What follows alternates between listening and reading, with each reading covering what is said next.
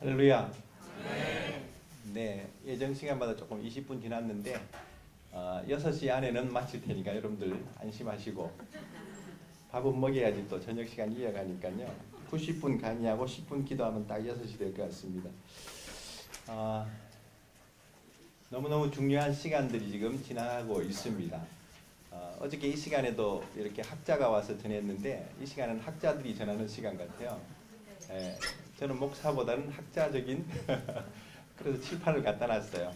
제가 우리 한사랑에서 메시아닉 신학원의 학장이니까 여러분들 신학 공부를 제대로 하시려면은 성경적인 세계관을 제대로 배우려면 한사랑 신학원으로 입학하시기를 바랍니다. 그리고 이스라엘 사역에 궁금하신 분들은 제가 뒤에 저기 안내석에 찾아가는 이스라엘 학교에 전단이 있으니까 여기 오시면은 이스라엘의 이 마지막 때와 이스라엘에 대한 주제를 제대로 공부할 수 있고요. 여러 가지 성경의 절기나 토라, 성막과 제사, 요한계시록, 종말론까지 공부할 수 있는 이 기회도 있습니다. 여러분들이 기도해 주시고 관심을 가져주시면 좋겠습니다. 우리 데이비드 차 선교사님이 앞 시간에 저하고 연결되는 게 참 이 우연이 아닌 것 같아요. 주로 메인 주제를 다루는 게 마지막 때와 세계 선교 이런 주제로 메시지를 많이 하시는데 제가 메인 주제를 다루는 주제는 마지막 때와 이스라엘이에요. 둘 다 이 엔타임 강사여가지고 아마 공통점이 많을 수 있고 또 하나님이 얼마나 때가 가까웠으면 이렇게 마지막 때 강사들을 계속 이렇게 등장을 시키는가. 여러분들 지금이 마지막 때인 것을 인식하고 있습니까? 항상 밥 먹을 때만 생각하고 저녁 때인가 이 고민만 하지 마시고 잠깐 기도드리고 제가 좀 이 마지막 때와 또 이 영적 전쟁의 문제들을 좀 나누려고 합니다. 하나님 아버지, 이곳에 모인 분들 참 다양하신 분들, 여러 지역에서 또 오후에는 중국에서도 선교사님도 오시고 여러 곳에서 이렇게 귀한 주의 종들 성도들이 모였습니다. 모인 중에 주님 함께 하시고 주의 말씀이 깨달아지게 하시고 전하는 자나 듣는 자들이 다 성령으로 감동되어짐으로 우리가 주의 말씀으로 인하여 떨기도 하고 하나님을 두려워함으로 깨어 기도하는 종들 되게 하시옵소서. 이 시간을 주께 의탁합니다. 하나님 아버지, 주의 말씀만이 대언되도록 사로잡아 주시옵소서. 예수님의 이름으로 기도드립니다. 성경을 우리 제가 빠르게 한번 좀 찾아서 읽어주시기 바랍니다. 예레미야 6장 19절 말씀. 예레미야 6장 19절.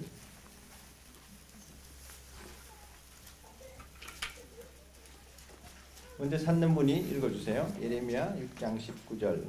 땅이여 들으라. 내가 이 백성에게 재앙을 내리리니 이것이 그들의 생각의 결과라. 그들이 내 말을 듣지 아니하며 내 율법을 거절하였습니다. 아멘. 하나님의 심판이 우리 생각의 결과라 그랬습니다. 이스라엘 백성들이 그 생각이 어떠냐에 따라서 하나님의 재앙을 받았던 걸 볼 수 있죠. 로마서 12장 2절 말씀 신약으로 가서요. 로마서 12장 2절.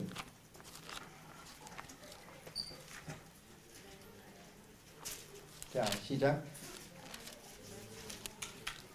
너희는 이 세대를 본받지 말고 오직 마음을 새롭게 함으로 변화를 받아 하나님의 선하시고 기뻐하시고 온전하신 뜻이 무엇인지 분별하도록 하라. 아멘. 마지막으로 고린도후서 10장.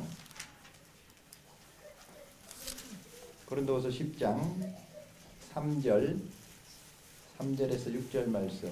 제가 한 절씩 교독합시다. 고린도후서 10장 3절부터. 아직도 못 찾은 분들은 포기하시고 옆 사람 거 보시기 바랍니다. 고린도후서 10장 3절. 우리가 육체에서 행하나 육체대로 싸우지 아니하노니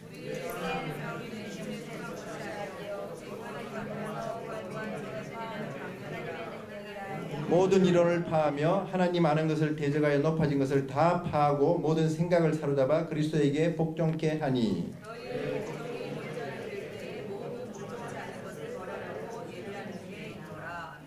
아멘. 이스라엘에 가면은 하마스가 가자 지구에서 미사일을 수시로 예고도 없이 이렇게 쏠 때에 그걸 다 막아내는 미사일 방어 시스템이 있는데 그게 아이언돔입니다. 이스라엘의 이 아이언돔 미사일 방어 기술은요, 미국의 아마 저기 샤드, 우리나라에 지금 배치하고 있는 샤드라든지 패트리어트 미사일 시스템보다도 더 정교한, 거의 97%를 방어하는 것을 이미 실적을 보여주고 있죠. 100발이 날아오면 97발을 그대로 공중에서 폭파시켜 버립니다. 한 3발은 다 공터에 떨어지기 때문에 별로 인명피해가 없어요. 불발탄이죠 이제.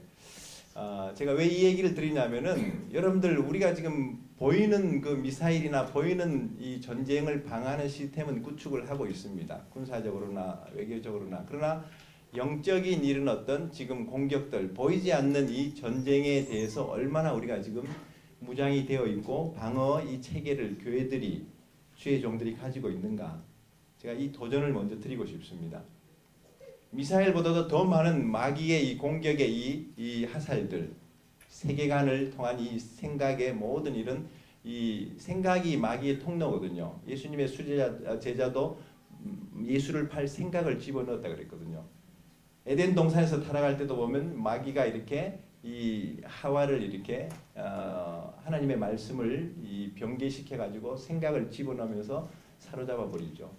생각이 전쟁터예요. 생각이. 이 생각을 조금 더 이제 뿌리를 들어가면 이 세계관인데, 이 세계관이 영적인 싸움이고, 지금 모든 우리 아까 이 데이터 우리 선교사님 말씀하신 이 남한의 모든 이 갈등들, 태극기니 촛불이니 뭐 좌파니 우파니, 그 다음에 이 뭐 주사파니 무슨 파니 이게 다 보면요, 이게 이념과 이데올로기를 넘어서서 세계관의 이런 전쟁인 것을 볼 수가 있습니다. 성경은 지금 그 얘기를 해주고 있는 겁니다. 하나님을 떠난 인간들이 이 세계관이 이렇게 무너지면서 인식의 능력이 떨어져 버리고, 이 직관력이나 이 판단력이 떨어져 버리고, 사물을 통찰하는 능력도 떨어져 버리고, 인간이 어디서 와서 어디로 가는지 자기의 존재의식도 잃어버리고, 하나님이 누구신가, 하나님과 교통하던 이 인간이 그 양심이나 하나님과 교통하던 이런 어떤 이 영적인 이런 교통함, 이런 것들도 잊어버리면서 이 종교도 나오고 다른 어떤 세계관과 모든 이런 어떤 공산주의도 나오고 다 거기서 파생되는 그 줄기들인 걸 볼 수가 있습니다. 그래서 오늘 우리가 이 세계관을 좀 한번 우리가 조금 주목을 할 필요가 있습니다. 제가 이제 마지막 때 또 이스라엘 뭐 이런 여러 가지 계시록 이런 다니엘서 공부하다가 요즘은 제가 집중하고 있는 과목이 세계관이에요. 제가 그래서 웬만한 책들이나 웬만한 이런 어떤 자료들도 다 이렇게 좀 이렇게 모으고 있는데, 너무너무 중요한 전쟁인 것을, 저도 뭐 작년부터 계속 우리 아이들 여기 지금 둘 다 와 있어요. 우리 딸은 24살이고 우리 아들은 22살인데 이 아이들에게 아직도 제가 이 세계관을 제대로 이렇게 좀 집어넣지 못하고, 구약의 마지막 본문인 말라기서가 아비들의 마음을 자녀들에게 전하지 않고 자녀의 마음을 아비들에게 전하지 않으면 하나님의 진노가 임한다 그랬죠. 모세의 이 율법을 기억하라고 말씀하시는. 그러니까 오늘날 이 가정에서도 교회에서도 이 학교에서도 이 교육이 참 중요합니다. 성경적인 세계관을 가지고 교육하는 것이 너무 중요한데, 설교조차도 성경적인 세계관이 아닌 게 너무 많다 이 말이에요. 제가 이제 한번 질문을 해봅니다. 올해가 지금 굉장히 중요한 해고, 우리 데이비드 성사님 얘기했듯이 올해가 70주년입니다. 대한민국 건국 70주년, 북한 공산당 70주년, 이제 공산주의는 70주년이면 무너지는 해이기 때문에 아마 저놈이 뒤지든지 저 체제가 무너지든지 분명히 이제 결판이 날 거예요. 이제. 근데 더 중요한 것은 우리가 쓰는 이 그레고리력, 태양력이 중요하지 않고 성경은 이 성서력이 중요한데, 유대력으로 지금 5778년을 지나고 있는데, 유대력은 9월이 신년 로시 하샤나라 그래서 신년 9월이 나팔절이 1월 1일이거든요. 그러니까 작년 9월 1일부터 새해가 시작된 겁니다. 성서적으로. 그렇다면은 트럼프가 이 예루살렘 선언, 예루살렘을 이스라엘 수도 선언한 것은 12월 6일이었으니까 70주년 때 선포한 거예요, 사실은. 다니엘서 9장에서 다니엘도 예레미야서를 읽다가 70년이 차면 예루살렘의 항모함이 끝이는 것을 알고 그렇게 금식하고 기도하면서 그 기도의 역사로 말미암아서 이제 이 바벨론 포로들이 돌아오지 않습니까? 고레스의 칙령이 나타나고, 그러면서 우리가 이 70년을 맞이하는 하나님의 시간표에 이 기도회로 모이고 하나님의 말씀을 붙잡는다. 굉장히 중요한 이런 이 시간인 줄로 믿습니다. 그래서 이 12월 6일에 이 트럼프가 이스라엘의 수도가 예루살렘이라는 얘기, 초등학생들도 아는 수준의 상식적인 얘기를 선포했는데 세상이 다 들끓고 있어요. 왜 이러겠어요? 세상만 들끓는 게 아니라 유엔이 세계 각 유엔 회원국들을 모아놓고 그 무효를 시키려고, 트럼프의 예루살렘 선언을 무효시키기 위한 이 안전보장이 안보리도 모으고 또 이런 이 유엔 각국들 투표를 했는데 160여 개국이 모여가지고 미국의 반대표를 던진 나라가 130개국이 넘어요. 뭐 대부분은 이제 뭐 기권한 나라도 있지만은, 근데 139개국이 넘는 그 나라에 영국과 프랑스와 일본 같은 미국의 아주 동맹 국가들이 미국을 지지하기는커녕 미국을 반대하는 그 선언을 무효시키는 데다가 찬성표를 던져버렸어요. 한국은 어디로 던졌을까요? 표를? 네, 여기 온 분들 수준이라면 이미 아시죠? 자, 대한민국이 지금 북한 인권법도 기권하고 있는 이런 수준에서 이스라엘에 대한 이런 하나님의 심장이고 하나님의 이 시간표인, 마지막 때 하나님의 시간표인 이스라엘에 대해서도 분별을 못하고 있고, 한국교회도 제가 볼 때는 한국교회 총회장들이나 이 교단장들 모아놓고, 총대들 모아놓고 저도 이 트럼프 선언에 대해서 한번 투표했으면 좋겠어요. 이거 바보 같은 지금 시간들을 가지는 거예요. 대한민국의 수도가 서울이다 이걸 가지고 투표하는 꼴이나 마찬가지라 이 말이에요. 일본은 동경이고 중국은 북경이 수도다. 이거 당연한 얘기를. 근데 왜 이럴까요? 이게 세계관의 문제거든요. 온 세상이 왜 다 이스라엘을 싫어할까? 반유대주의가 지금 이렇게 들끓고 있는 것이고, 교회 안에는 대체신학이라는, 교회가 영적인 이스라엘이고 예수님을 죽인 민족 이스라엘은 하나님이 버리셨다고 이렇게 믿고 있고, 얼마 전까지만 해도요, 몇 년 전까지만 해도 이스라엘에 선교사를 안 보내요. 한국이 그렇게 선교를 많이 하고 미국이 그렇게 선교를 많이 하는데 선교사들이 이스라엘에 우리가 한 10년 전부터 이제 드나들기 시작하는데 가보면 없어요, 선교사가. 세계적인 선교단체들도 웩이나 CCC나 이런 모든 YM이나 이런 단체들 안 보내요, 안 보내. 보내고 싶지 않는 나라였습니다. 보낼 수 없는 나라 북한하고 보내고 싶지 않는 나라 이스라엘만, 두 나라만 유일하게 선교사를 안 보내는 나라였어요. 왜 이런 정서가, 이런 어떤 세계관이 교회까지도 이렇게 들어와서 신학조차도 대체 신학으로 만들어버렸을까? 오늘날 신학자들 다 붙들어놓고 저 장신, 총신 뭐 이런 웨스트민스터 이런 신학들 붙들어놓고 얘기해보세요. 예수님이 예루살렘 땅으로 다시 오신다, 재림하신다, 상징으로 봅니다. 마지막 지구 최후의 전쟁, 우리 정다운 형제 마지막 전쟁 이름이 뭐예요? 하도 사람들이 돈을 좋아하니까 아마겟돈 전쟁이 아닌가. 아마겟돈은 저기 헬라어고 히브리어로는 텔 무기또, 무기또에서 마지막 세상 군대가, 마귀의 연합군들이 모여가지고 예루살렘을 향해서 포위하고 진격하는데 하늘에서 이제 예수님이 개입하시는 재림 전쟁이 아마겟돈 전쟁이거든요. 그 전쟁이 이스라엘 무기또 땅에 일어난다. 그것도 신학자들은 상징으로 봐요. 그러니까 여러분들 신학교를 가려면 한사랑 신학교로 오라니까, 한사랑. 박수 치는 사람 나중에 저녁 누구를 줘야 돼. 성경적인 세계관으로 신학을 가르쳐야 되고요. 이스라엘이라는 이 맨데이트를 가지고 이스라엘 회복의 이 계시가 열린 그런 어떤 종말론과 이 성경 신학을 배우지 않으면요, 전부 우리가 헛발질하고 있어요. 선교를 열심히 했는데 땅끝까지 갔는데 주님이 안 오신다? 선교 허무주의 빠지는 거예요. 왜? 이스라엘 회복이라는 마지막 포줄이, 마지막 이 좌표가, 하나님의 시간표가 완성돼야 되는데 그걸 지금 놓치고 있어요. 신학계도 놓치고 있고 선교학자들, 선교사들도 모르고 있어요. 중동, 이스라엘의 많은 선교사들 태반이 다 반유대주의예요. 가보면 이스라엘을 품고 기도하는 게 아니라 히브리어가 좋아서 공부하러 가고, 가이드 하니까 수입이 되니까 가이드 하면서 거기서 이렇게 비즈니스 하고 있어요. 지금 무슨 문화원 하고 있고 뭐 이러지. 이스라엘을 위해서 기도한다 그러면요, 왜 그렇게 한심한 일들을 하냐고 이렇게 얘기하는데, 자, 트럼프의 예루살렘 선언은 지극히 당연한 걸 가지고 세상 나라들도 분별을 못하고 있고 교회조차도 신학들도 분별을 못하고 있다. 그럼 성경이 뭘 말하는지 우리는 성경으로 들어가야 되거든요. 여러분들 성경에 예루살렘이 이스라엘의 수도였고 이스라엘과 관계되는 것이 어디서부터 나오는 줄 아세요?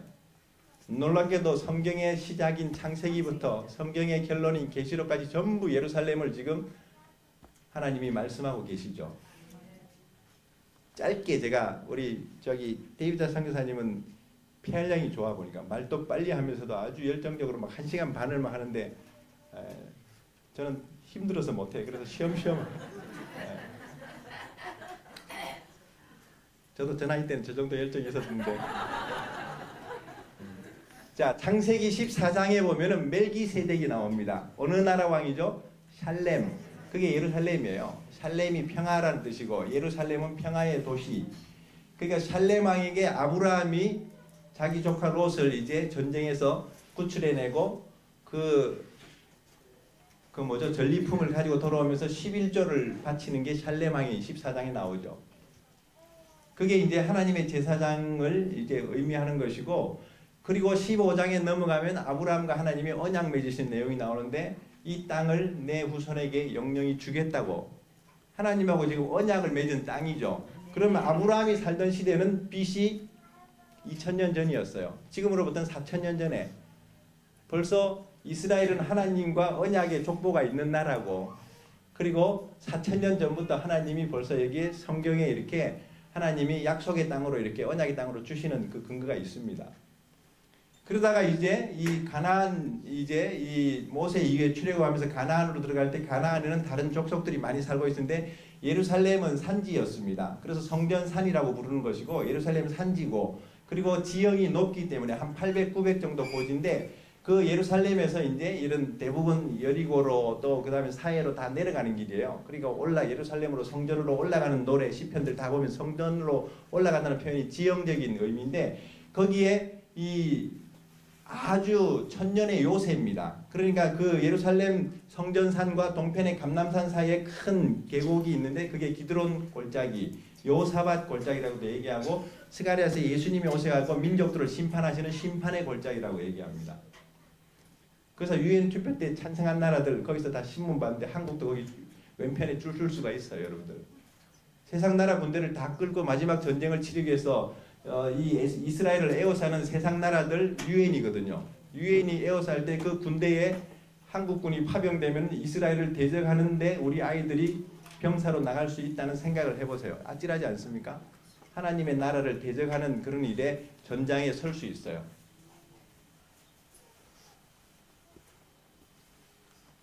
그러니까 이게 정의고 이게 무슨 자기들의 그런 어떤 진리고 이렇게 생각하지만요. 이거 지금 얼마나 지금 오늘날도 지금 보세요. 대한민국 제가 경부고속도로 내려가다 천안중 가다가 제가 뚜껑이 열리는 줄 알았어요. 거기에 고속도로에 보면은요. 국민의 나라, 정의로운 대한민국 간판이 엄청 크게 막 아파트보다 더 크게 막 서 있어요. 이게 대한민국이 무슨 국민의 나라입니까? 이런 수준의 국민들이 뽑은 나라가 이런 수준이고 지금 정의로운 나라예요. 지금 불의한 지금 이 나라지. 제가 시간만 좀 여유로웠으면요 페인트 들고 와서 좀 그 글씨를 바꾸고 싶었어요. 저는 웬만하면요 이 시내나 이런데 현수막들이 뭐고 있으면 다 자르고 다녀요 그냥. 누가 보거나 말거나 지금 제 정서를 위해서라도 그거 없애야 돼요.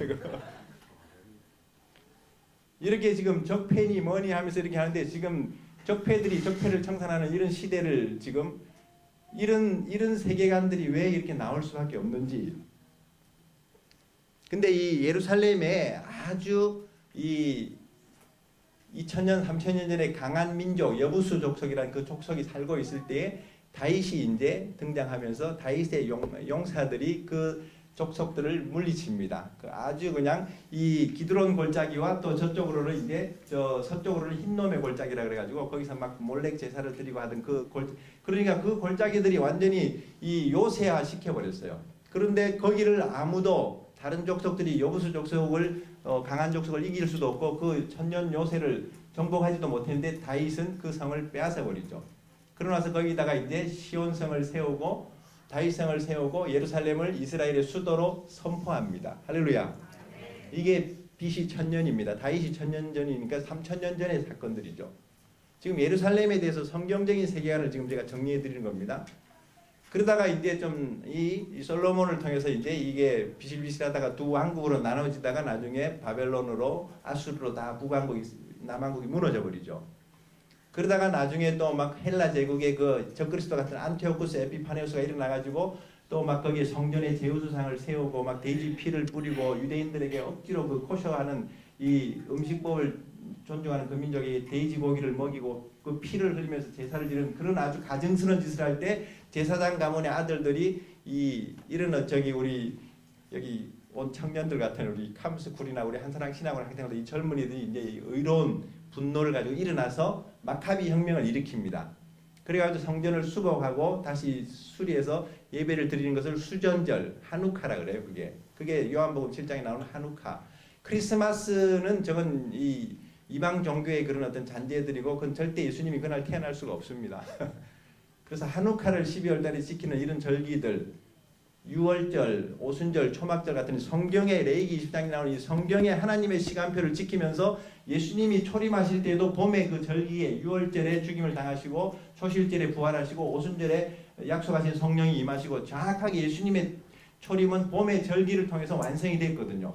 예수님의 재림은 가을의 절기를 통해서 완성됩니다. 나팔 불 때 주님이 오신다 그랬잖아요. 나팔 불 때 이 세상은 이제 심판의 나팔이고 이제 마지막 구원의 나팔에 우리가 이제 이 첫째 부활에 들어가는데 나팔절과 대속죄일 이제 민족적으로 이스라엘도 회개할 것이고 마지막 남은 자들이 이제 회개 운동 그 다음에 이 천년왕국 이 초막절이 안식으로 들어가는 이 천년왕국을 의미하기 때문에 가을에 이 나팔절 이 속죄절 이 초막절이 이게 예수님의 재림과 연결되는 겁니다. 그러니까 이게 이런 성경의 시간표를 따라서 우리가 잘 신앙 연습하고 준비하지 않으면요. 예수님 오시는 타이밍 놓쳐버려요. 사실은. 근데 오늘날 교회들은 추수감사를 지키고 부활절을 지키고 부활절을 이스터라 그러나요? 아주 이런 이방 신들의 그런 어떤 이 풍속들이 잘못 로마교와 이런 어떤 이 기독교가 짬뽕이 된 캐톨릭의 이상한 변종들이 지금 교회 안에 이렇게 지금 흘러온 것이 이게 굉장히 이런 일들이 왜 일어나냐면요. 이제 그래서 제가 이스라엘 학교 공부하라는 거예요. 이 공부하다 보면 초대 교회가 사도 시대가 무너지면서 사도들이 죽고 난 1세기 이후부터 이제 이 속사도들, 교부들 시대에 대부분 지도자들이 이방인이 됩니다. 그러다 보니까 초대교회, 예루살렘 교회의 전통이 다 없어지죠. 안식일도 없어지고 나중에 주일이 돼버리죠.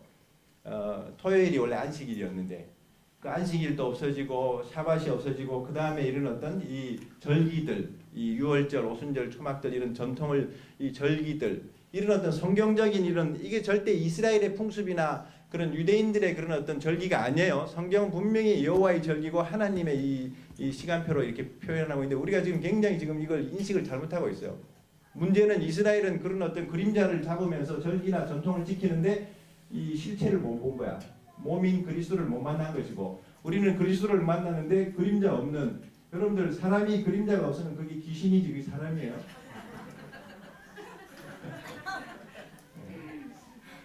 제가 보긴 곱상해도 표현은 좀 셉니다. 그러니까 이 유령 같은 신앙을 가지고 있는 거야.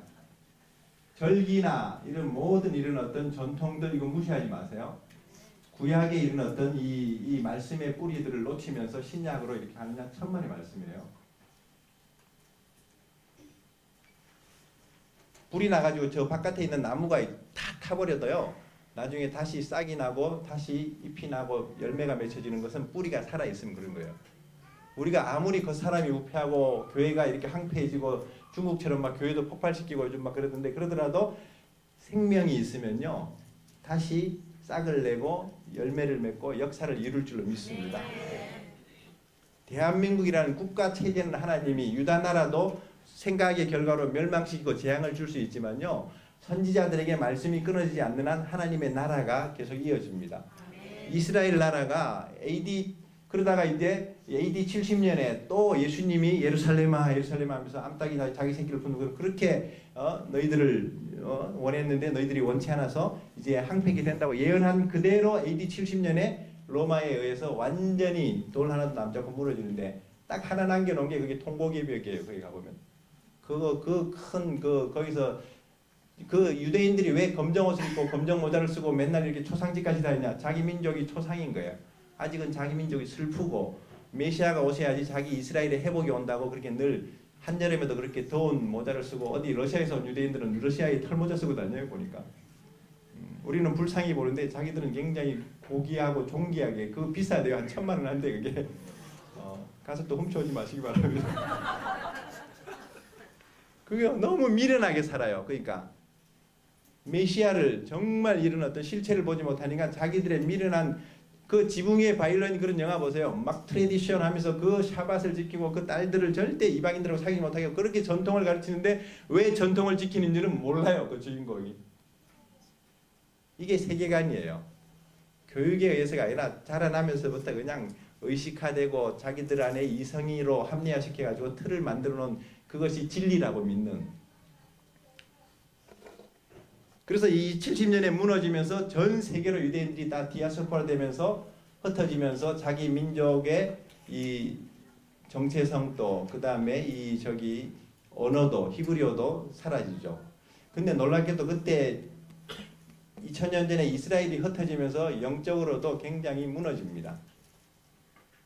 사실은 우리가 쓰는 이 기도할 때 방언이 나오는 것도요. 초대교회 이후에 방언이 없었어요. 그 이후에 중세 시대도 없었고 시온주의 운동으로 19세기 말에 이렇게 이스라엘이 돌아오는 회복 운동할 때 비로소 19세기 말 20세기 초에 평양 대부흥 운동 또 아주샤 무슨 웨일즈 부흥 운동 이럴 때 막 성령의 역사와 은사가 다시 회복되기 시작하죠. 이 굉장히 이스라엘이라는 이 관점을 우리가 잘 붙잡으면요. 지금 그게 트럼프의 선언은요. 굉장히 하나님의 이 지각 변동을 일으키는 사건인데 이걸 영적으로 캐치를 못해요 보니까. 그러다가 AD 70년에 흩어졌던 유대인들 자기 민족도 다시 소생할 것을 생각을 못했어요. 마치 에스겔 골짜기 마른 뼈들같이 2차 세계대전 때는 600만이나 죽게 되는 그 안타까움. 900만이 유럽에 살고 있었는데 600만이 죽었으니까 3분의 2가 다 죽어버렸어요. 폴란드에서만 200만이 이렇게 저희가 방문했던 홀로코스트에서 아우슈비츠 수용소에서는 150만이 거기서 죽게 되는 그 고통을 당하더라고. 그런 곳에서 하나님이 생기가 들어가서 다시 살아나는 기적을 일으키신 것이 70년, 딱 70년 전이에요. 1948년 대한민국이 건국된 것보다 조금 몇 달 더 앞에 5월 14일에 1948년 5월 14일에 이스라엘이 살아납니다. 대한민국 건국도 기적이지만요. 이스라엘이 1948년 빼기 70년, AD 70년 무너진 것을 생각해보면 1787년 만에 이스라엘이 다시 소생하는 기적을 에스겔 골짜기에 이 생기가 들어가서 살아나는 기적이 전민족이 된 겁니다. 통계를 조금 더 말씀드리면 이스라엘은요. 1948년에 독립할 때 이 팔레스타인 그 땅에 살고 있는 유대인들이 한 50만, 53만 정도였는데 지금 이스라엘에 들어가 보면 유대인들이 650만이 살아요. 저는 깜짝 놀랐어요. 야, 600만이 죽었는데 600만이 살아온 것처럼 이 하나님의 이런 어떤 회복이 이렇게 이사야가 예언한 것처럼 어떻게 민족이 하루아침에 태어날 수 있고 그 순산이 되느냐고 나라가 어찌 순식간에 이루어지냐 근데 이스라엘이 그런 기적을 가져온 것이죠.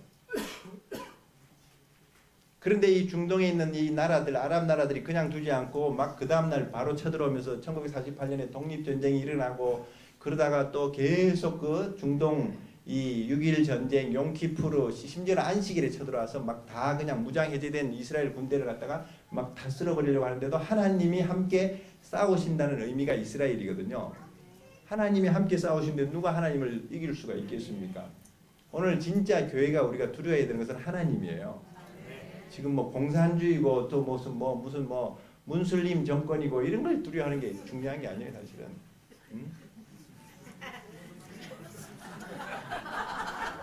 무슬림이니까 문슬림 아니에요? 한 끗 차이 아니야? 그만큼 나쁜 놈들이야 다. 하나님을 두려워함이 없어요. 이 백성들이 눈이 있어도 보지 못하고 귀가 있어도 듣지 못하고 정말 깨닫지 못하고 다 지금 치우쳐서 지금 가고 있는 이런 모습을 보세요. 이 속에 태반은 그리스도인들이 주의 종들이 같이 지금 편승했기 때문에 이런 현상이 나오는 거라면은 저는 지금 기독교인이냐 비기독교인이냐 이 얘기하는 거 아닙니다. 세계관이 성경적이냐 비성경적이냐 이게 중요하다 이 말이에요. 세계관이. 그러니까 예루살렘이 이스라엘의 수도다 당연한 얘기를 하고 있는데도 대한민국이 다 반대표를 던질 때 한국 교회는 왜 진리 선언처럼 이렇게 시국 선언이 아니라 진리 선언을 못하냐 이 말이에요. 목사님들이 창세기부터 기술까지 예루살렘 단어를 요즘은 검색어만 넣어도 다 나올 텐데 주일날 한 번 정도는 성도들에게 지금 이스라엘의 수도가 예루살렘이라는 문제로 세상이 들끓고 있는데 우리는 지금 어떤 하나님의 세계관으로 지금 봐야 될 것인가? 왜 안전하냐 이 말이에요.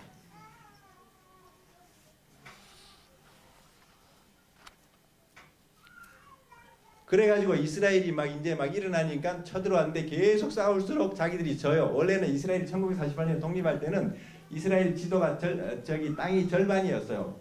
이 유엔이 두 국가를 세운다 그랬거든. 팔레스타인 또 국가를 세워주고 이스라엘도 국가를 세워준다 그랬기 때문에 땅이 거의 예루살렘조차도 왼쪽 서예루살렘이 이스라엘에 속한 땅이고 동예루살렘이 이 요르단 쪽에 있었어요.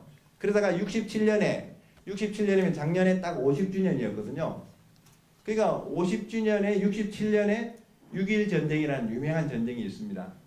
딱 모세 다연 장군이 하나님 6일 만에 우리가 전쟁을 끝내고 안식일을 샤밧을 지키게 해주십시오 했는데 정확하게 하나님이 그 시간표대로 역사해가지고 기습작전으로 완전히 이집트 공군력을 무력화시키고 요르단 다 깨지고 그래갖고 이 남부의 그 네게부 지역 그 땅을 다 차지하고요. 요르단 내 예루살렘을 완전히 지금의 완전한 예루살렘으로 회복한 게 6.1 전쟁 67년이었어요. 그리고 또 제일 중요한 그 물의 그 근원인 이 수원지인 이 골란 고원을 시리아에게서 빼앗아 버리죠. 갈릴리 북부에 있는 그 골란에서 다 갈릴리 바다가 요단강을 통해서 사해로 흐르는 그 식수원을 빼앗고 굉장히 고지를 다 얻어버리는. 그러니까 이스라엘을 건들수록 하나님이 더 역사를 이루는 이게 스가랴서에 나와요. 예루살렘을 무거운 돌이 돼 갖고 드는 자마다 다친다 그랬어요. 치하는 잔이 되게 한다. 근데 예루살렘을 잘못 건드렸다가 자기들이 이제 나가자빠지는 그런 일들이 생기죠.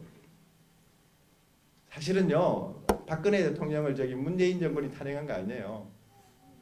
이스라엘이라는 창조 경제를 초기에 시작할 때 그걸 끝까지 붙들고 이스라엘을 방문하고 이스라엘과 지금도 FTA를 작년 5월에 시작해갖고 아직도 지금 결정을 못 하고 있는데 이게 FTA가 결과가 나오면 대통령이 할 수 있는 한국 대통령이 아직도 한 번도 이스라엘을 안 가봤어요. 이게 다 중동 관계와 이런 어떤 세상에 이런 어떤 세계관들로 있기 때문에 이스라엘 못 가는 거예요. 그러니까 사우디아라비아 같은 데 가보고 히잡 쓰고 돌아다니다가 돌아와서는 이제 바람 맞은 거 아니에요, 사실은. 이게 사실은 이런 어떤 영적으로 탄핵을 당한 거라고도 볼 수 있어요, 이런 부분들이. 여러분들 이스라엘과 하나님의 세계관을 제대로 안 갖고 있으면요, 우리 신앙도 가정도 우리 교회도 언제든지 무너질 수 있다는 걸 우리가 잘 아셔야 돼요. 그래서 이 트럼프의 이 예루살렘 선언으로 말미암아서 하나님이 다시금 우리에게 이 성경적인 세계관으로 돌아가도록 우리에게 턴할 수 있도록 이렇게 기회를 주고 계신 것이죠. 이스라엘은요, 하나님의 심장과 같은 나라입니다. 스가랴서 2장 8절에는 하나님의 눈동자라는 표현이 나오는데 히브리어의 어원은 사실 눈동자나 심장이나 같은 의미거든요. 여러분들 몸에서 제일 중요한 이 기관이 심장이에요, 심장. 병원에 가면 내사 환자는 있어도 내사는 환자예요. 내사 사망이라고 안 그럽니다. 근데 심장사 환자는 없어요. 심장사는 사망이지.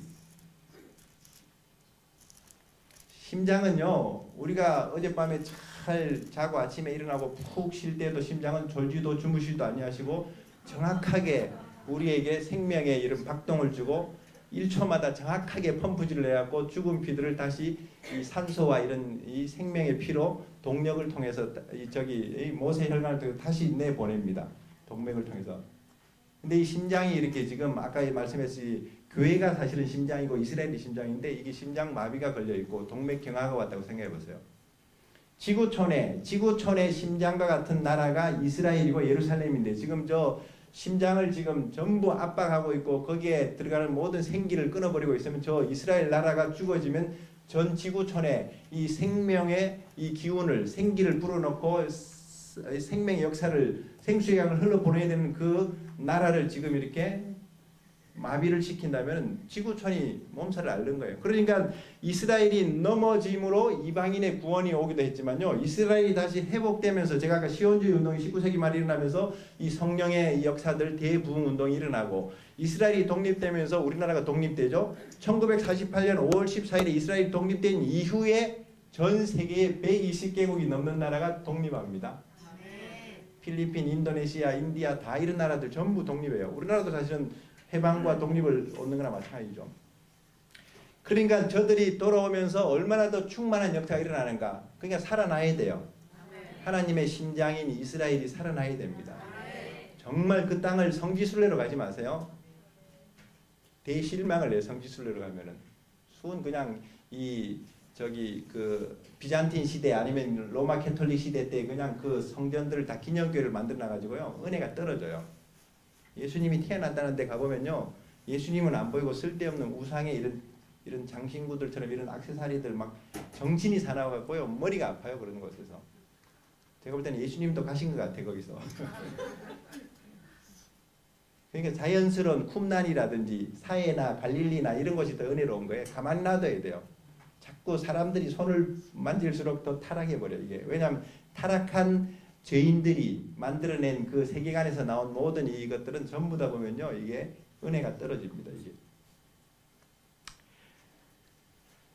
그래서 우리가 이 마지막 때를 왜 우리가 강조하느냐면요 성교의 완성도 마지막을 향해서 갑니다. 마태복음 24장 14절에 모든 민족에게 복음이 증거되면 끝이 온다. 이게 이제 끝이라는 그 말. 그게 이제 모든 민족이 우리가 복음 전하기 위해서 미국, 영국, 미국 주도 그다음에 지금 한국의 선교 시도로 굉장히 지금 일어나고 있는데 제가 선교학을 전공해서 잘 알아요. 선교의 흐름들을.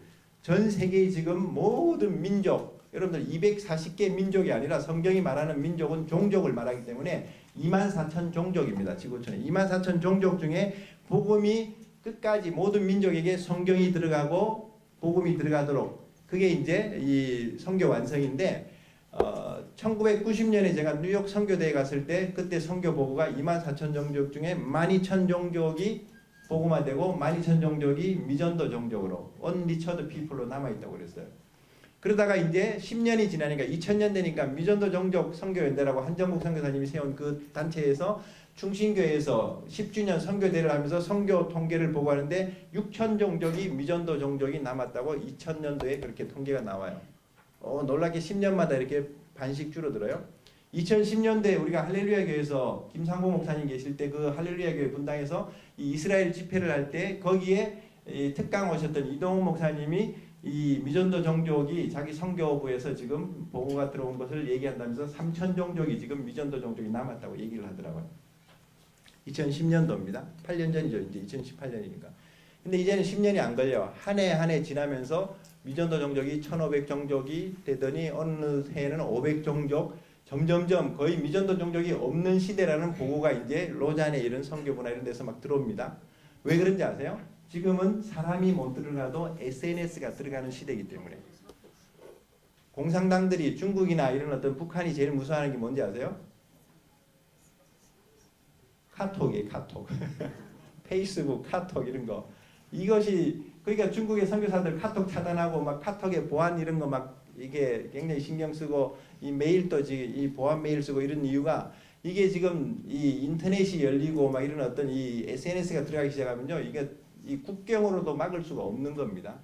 지금 북한에도 제주도에서 쏘는 아세아 방송, 극동 방송이 라디오 방송이 들어가요. 그리고 탈북한 오늘 저녁에 이 오는 백 형제인가? 이 형제도 라디오로 KBS 라디오 진행하는 그 여자 아나운서 목소리가 너무 낭낭하고 좋아갖고 그 목소리 그 주인공 만나고 싶어서 탈북한 사람이에요. 정말 사소한 문제로 탈북을 해버리죠. 다른 문제도 있었겠지만 물론. 그래서 우리는 탈북해서 들어가더라도 다 조사를 잘해야 돼요. 뭐하러 왔는지, 뭔 짓을 하는지, 아니면 제대로 회심이 됐는지 이거 정확하게 우리가 체크 안 하면요. 이게 지금 무슨 선교사들도 가면 진짜 선교사가 있고 비즈니스 선교사가 있고 탈북자들도 보면 정말 진심으로 하는 분들도 있고 사기꾼도 있고 별 사람들 다 있는 거예요 사실은. 제가 목사지만 목사도 진짜가 있고 가짜가 있어요. 여러분들이 앞으로 저를 검증해 주시기 바랍니다.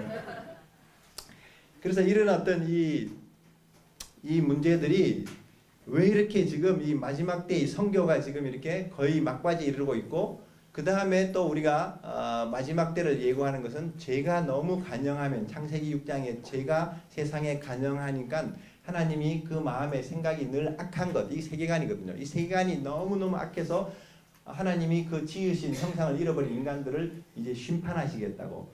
마지막 때 예수님의 재림은요, 우리에게는 구원의 날이지만 세상은 심판의 날이거든요. 엔타임은 심판이에요. 지금 사실은 우리나라도 이게 정신 못 차리면요, 하나님의 이런 통일이 아니라 적화 통일이 될 수 있어요. 이 심판으로 갈 수 있어요. 죄가 가득하고 죄가 이 바벨탑처럼 하늘에까지 미칠 때는요, 하나님의 심판이 임합니다. 하나님이 참다 이 역사에 개입하시는 것을 The Day of the Lord, 여호와의 날이라 그래요. 구약에서 그 신학이 하나님이 세상 역사에 개입. 그래서 하나님의 한 수가 원래 좀 있기를 바라는 거예요. 우리 힘으로는 저거 죽일 수 없으니까 하나님이 한번 저거 처먹다가 목이 막 뒤지든지 저거 그냥. 작년에 보면 이호 목사님이 우리 미스바 스쿨에 와서 작년 12월에 죽는다 그랬는데 아직도 안 죽었어요 보니까. 아니면 죽었는데 저거 비슷한 놈을 가지고 자꾸 지금 이렇게 연기하고 이렇게 우리를 지금 이게 눈가림하고 있는지. 요즘 워낙 언론을 못 믿으니까 북한도 믿을 수가 없어. 아무튼 하나님의 이 신의 한 수가 이제 나타나야 되는데, 그게 모든 계시록의 심판도 그렇고요, 이 구약의 이런 어떤 선지자들의 모든 이런 영적 대결도 다 기도를 통해서 하나님이 일하시는 거예요. 보면 이 심판이요, 성도들의 기도가 향이 되어서 그 금대접에 담기는데, 제단에 불을 담아가지고 뒤집어서 쏟는 게 그게 재앙이에요. 이 대접 재앙이 계시록이 그래서 심판이 오는 걸. 그래서 여러분들이 복수하지 마시고요, 하나님 앞에 기도로 자꾸 올려드리세요. 계시록의 이 다섯째 인의 그 순교자들이 하나님 앞에 우리의 피를 갚아달라고 막 복수를 위해서 기도하지 않습니까? 앞으로 오는 시대 예수님은 초림은 은혜의 해를 전파하기 위해서 오셨지만, 재림하시는 예수님은 심판을 선포하시기 위해서 오시는 분이기 때문에 심판의 날을 우리가 이제 기다리는 거죠. 그래서 우리 힘으로 뭐 이런 어떤 이 악한 세상과 정권과 권세들 우리 힘으로 할 수 없지만 하나님이 다스리도록 우리가 기도하고, 정말 우리도 회개하지 않으면요, 우리도 똑같이 그 하나님의 심판 앞에 설 수가 있습니다. 그래서 이 죄악이 가득한 것을 인해서 노아나 에녹이나 다 보면 하나님의 이 경고를 받아가지고 경건하게 살지 않습니까? 여러분들에게도 이 마지막 때의 환상적인 부흥과 무슨 예수님의 재림이 무슨 뭐 아주 무슨 저기 무슨 드라마틱하게 뭐 이렇게 역사가 일어나는 그런 종말론을 갖고 있으면요, 신앙이 안일해지고 오히려 더 실족합니다. 마지막 때 이 적그리스도가 얼마나 이렇게 교회를 마치 BC 170년경에 안티오쿠스 에피파네스라는 이 헬라의 그 악한 왕이 이 얼마나 헬라 정책으로 유대인들을 갖다가 다 그냥 언어도 신앙도 다 그냥 뿌리채 그냥 헬라화 시키고, 교회조차도 제우스 신전을 세워갖고 거기에 숭배하게 하고 돼지를 먹게 하고 피를 흘리고, 그렇지 않은 것들은 다 죽이거나 저 그냥 도망가는 거예요, 광야로. 그래서 마카비 이 집안의 이 가족들이 그냥 일어난 거예요, 사실은. 우리도 이제는 앞으로 정말 이런 어떤 핍박이 오면요, 이제 우리가 산으로 들로 다 도망가야 될지도 몰라요, 사실은. 그런 어떤 이 깨어있는 신앙으로 우리가 이 세상과 죄를 이기고 이 마귀를, 이 모든 악한 세상을 이기는 이런 어떤 신앙으로 무장하지 않으면요, 넘어지는 거예요, 사실은. 그래서 이 제약이 가능한 것이 이 마지막 때를 지금 예고하는 것이고, 마지막 좌표가 뭐냐면요, 이스라엘의 회복입니다. 많은 성교계나 이 신학계가 또 교회가 이 캐치를 못하고 있는 게 이스라엘의 이런 이 회복에 대한 계시인데, 이게 안 열리니까 오늘날 지금 저런 어떤 예루살렘 수도 문제가 저렇게 터져 나오는 것이죠, 사실은.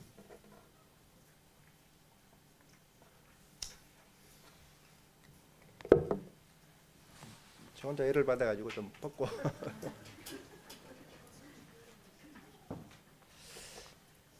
자, 이제 조금 이제 여러분들 이 워밍업을 했으니까 본문으로 들어가겠습니다. 지금 시간이 어떻게 되나요? 7분. 5시 7분. 7분. 네. 자, 세계관이란 단어를 여러분들이 익숙하게 들어보셨는지 모르겠는데 조금 뒤에도 보셔야 되니까 좀 크게 쓸게요.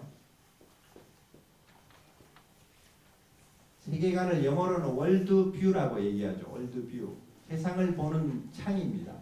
여기 있으면 바깥이 안 보이지만 창을 통해서 밖을 볼 수 있는 것처럼 창이기도 하고 안경이기도 해요. 그 사람의 이 안경이 핑크 렌즈가 있으면 그 사람은 세상을 다 핑크빛으로 보는 거예요. 그 사람의 렌즈가 이렇게 그냥 선글라스 같으면 어둡게도 보는 것이고, 이게 성경적인 세계관이 아니면 하나님의 관점으로 세상을 보지 못하고 분별을 못합니다. 이게 사실은요 제일 심층부입니다. 사람의 몸으로 말하면 이 뿌리 같은 영, 스피릿이죠. 영이죠. 영. 그 다음 바운더리에 이 세계관으로 말미암아 나오는 이건 제가 분석한 게 아니라 문화 인류학자들이 문화를 세 가지 이런 어떤 이 분류로 나눈 겁니다. 이게 두 번째 이제 나오는 게 가치 체계입니다. 가치 체계.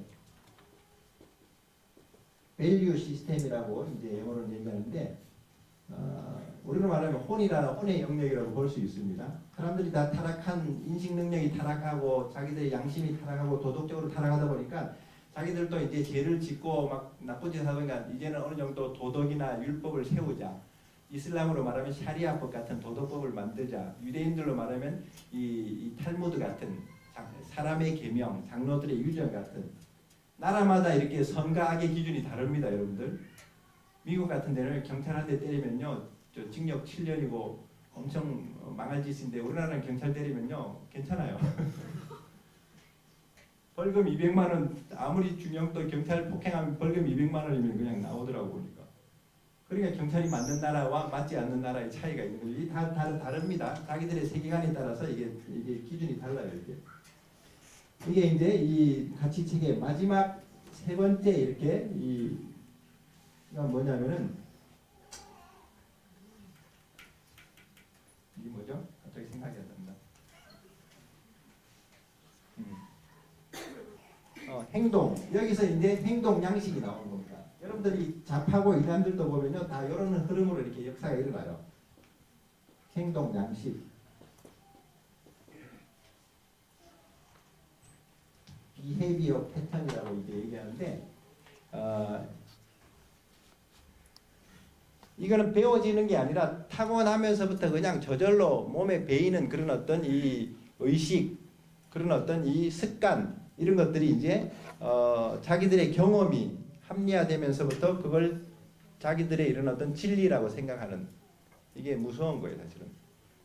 그러니까 이슬람에서 여러분들 안 태어난 게 다행이고 저런 공산주의 국가에서 안 태어난 게 다행인 것은 정말 이런, 그러니까 선교사들이요, 선교지 가보면은 이 컬처 쇼크라고 문화 충격을 왜 받냐면 그 나라의 문화와 세계관이 다른 사람들을 이 하나님의 말씀을 가지고 그 의식과 그 모든 이 가치들을 바꾸는 게 쉽지가 않은 거예요.